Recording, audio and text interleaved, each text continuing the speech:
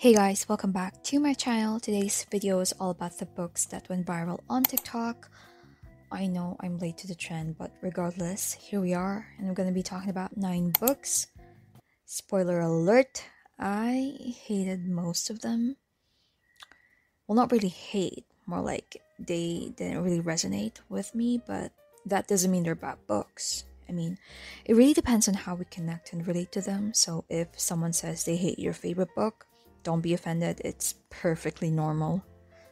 But yeah, anyway, enough chit chat, let's get started. Okay, so the first book that I read was The Atlas 6. Now, if you don't know anything about this book, honey, you're clearly missing out on a lot of stuff. But yeah, I actually liked this book. I thought it was brilliant the way Olivia Blake built this magical world that's perfectly intertwined with science. Oh man, it was so good.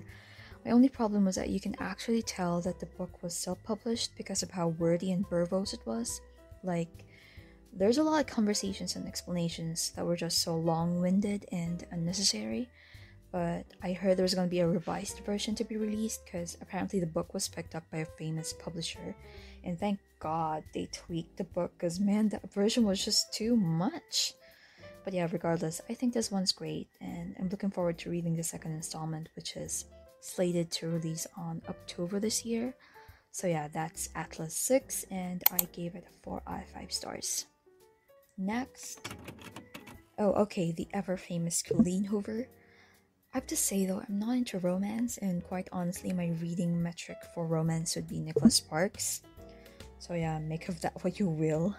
But yeah, the first book that I read from Coho was Ugly Love, and I'm sorry to say that I found this a bit dull. The characters were borderline two-dimensional, plot was predictable, and there was a lot of cringeworthy moments too. I just didn't like it. It's just 3 out of 5 stars for me. It Ends With Us, on the other hand, was loads better. There was depth in its characters. There were discussions about important topics like domestic abuse and mental health.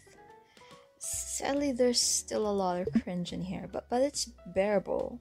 The book is good, but yeah, it was pretty average for me still.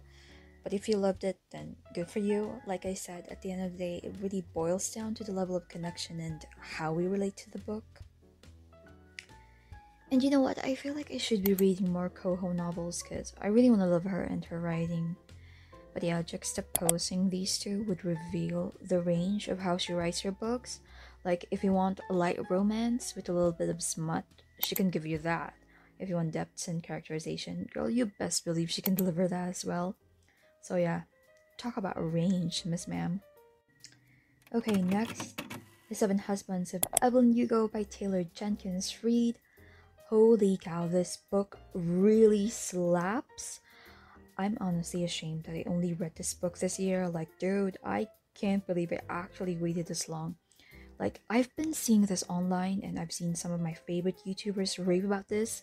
And yes, I finally read it and boy, was it magnificent. I loved the celebrity drama and the plot twist. And girl, listen, don't ever spoil yourself before reading this book. I swear, if you dive into this without knowing anything, it's gonna sweep you like a storm and you're gonna love it. I've yet to buy a physical copy because god, I need this on my bookshelf. Front and center, with a crown, on top. Hands down, one of the most brilliant books ever, like a total 5 out of 5 stars, definitely. Okay, our next book is The Spanish Love Deception. Yo, first of all, the title is kind of corny.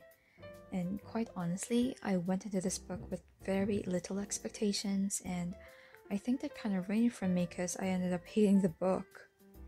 Again, similar with Ugly Love, the characters were just so shallow and two-dimensional, and that opening chapter was just so overly familiar and cringy and unrealistic. And I know we're talking about fiction here, but sometimes we all want some bits of reality in order to achieve some sort of connection, and this one just didn't deliver. I mean, yeah, maybe we're never gonna get tired of reading about handsome and rich fictional men, but at this point, I think we've read so many similar stories that our standards just keep getting higher, and books like this just don't work anymore. I know, but that's just my opinion. Again, another 3 out of 5 stars from me. Next, another enemies to lovers trope, The Unhoneymooners by Christina Lauren. Oh god, this one too. I didn't like this book. Again, we're talking about characters with very little depth, plots with very little authenticity. Like, I've already seen this kind of story before, and honestly, I genuinely wanted to give this book a chance, but it just didn't work for me. One good thing about this book though is that it's only 250 pages, so yeah, you're gonna get over this book pretty fast. So yeah, 3 out of 5 stars again. Next, 2 books would be from Miss Sally Rooney. We have Normal People and Conversations with Friends. Oh boy, I have mixed feelings about these two, but I have to be honest, I wasn't able to enjoy these books as much as other people did, and hear me out. I think that's the point. I think you're not supposed to enjoy the plots because, first of all, even though the characters were just so unlikable and toxic, they're so authentic and real. Like, you know that these kind of people actually exist in real life, and it's quite amazing and also unsettling that Sally Rooney created these characters with so much accuracy. Like, I didn't like them. I didn't like how they behaved and how they interacted with each other, how they dealt with their problems, but like, it's the imperfection of these characters that made them so real and relatable. Like, even though they're so messed up and flawed, if you really think about it, that's how real people are. But yeah, I guess I didn't enjoy reading them because I prefer books that don't 100% mirror the bad realities of life. And even though I gave both of these 3 out of 5 stars, I can assure you that these two were just so brilliant. Okay, our last book is A Little Life by Hanya Nagihara. Actually, I read this July of last year, but I'm just gonna include this here since I've been seeing this a lot on TikTok, and I actually own a physical copy of this book too. So yeah. Anyway, at this point, I think we're all aware of the devastation this book brings to its readers. I have to admit, I didn't cry after I read this, but that's because people on the internet have already conditioned me and prepped me of what's coming.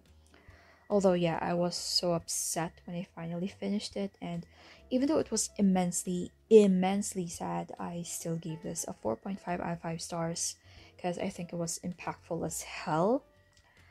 I would never ever recommend this book lightly though, and if you're one of those people out there who regard A Little Life as a book to pick up to get a good cry, I just want to say that that's just so horrible. Like, that ain't cool.